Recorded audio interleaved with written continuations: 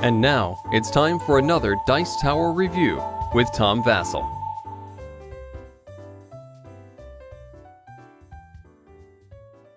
Welcome to the Dice Tower. Once upon a time, there was a prince who was looking for a princess. He traveled far and wide to find the right wife and meet a lot of princesses, but none of them were what he wanted.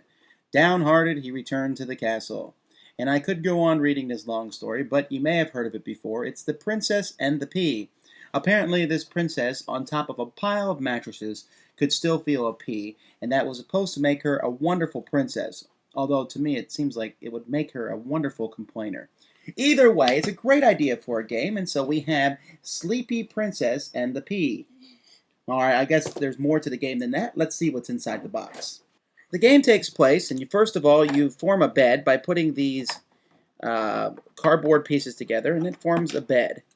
And you also have a board here, and on top of this board, you see, I'll put the bed here on the side and the board. Can you see both of them? There we go. And the princess is placed on one of the spaces on the board. Isn't she a beautiful princess? Then we have a whole pile of mattresses and pillows and blankets. We have a pea and we have a die. Well, the first thing we do is we'll put the pea in the bed.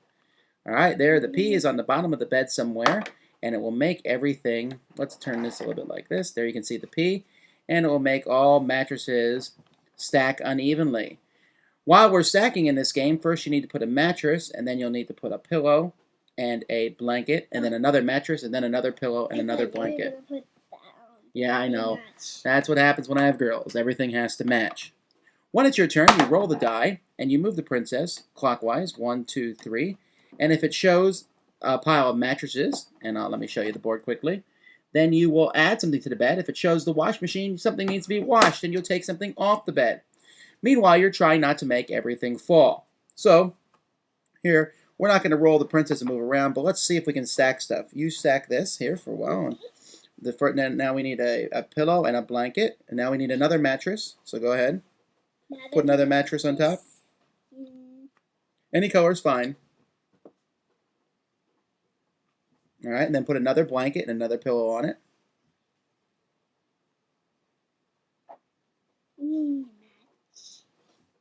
And keep going.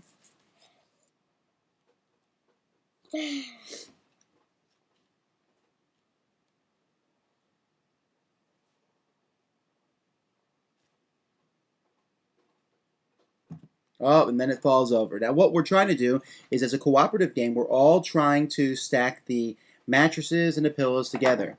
But there's more than just a cooperative game. There is actually a competitive game. It's on the green side.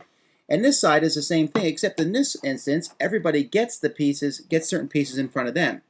Whenever you're stacking, and whenever you make the thing fall, any pieces that you made fall are put back in front of you. And you're trying to get rid of all the pieces. And then you can see here, instead of there just being a pile of laundry, it shows you which piece you have to put on the pile. Either a blanket, a mattress, or a pillow. And the game is actually pretty hard. The mattresses and the pillows and the blankets would actually be pretty easy to stack up if it wasn't for this stinking pea. I mean, this is really a gigantic pea. I mean, it's about as big as the princess's head. But still, it's a lot of fun, and stacking just makes the game tremendously good. I like the fact that the game can be cooperative or competitive. In fact, when playing with younger children, the idea of let's all work together to get the princess her bed, and then we can go to her palace and have a party, that works really well. Competitive is not so bad either, and in fact, the game's interesting because I like the idea that here we're stacking not blocks, which is very common in many of these dexterity games, but we're stacking pillows and blankets and mattresses, and this is not really a blanket, it's more like a big pillow, but still, it's a fun thing to stack, and that pea there really adds to the difficulty level. In fact, I guess if you're playing with really young kids, you can, wow, look at that, Amy did it. She managed to stack everything on top of each other. So that's good. Then we would have won the game. And not only that, but she made everything color coordinate. Can you put the princess on top? It's probably going to fall. Think it's going to fall? You don't actually have to put the princess on top to win the game.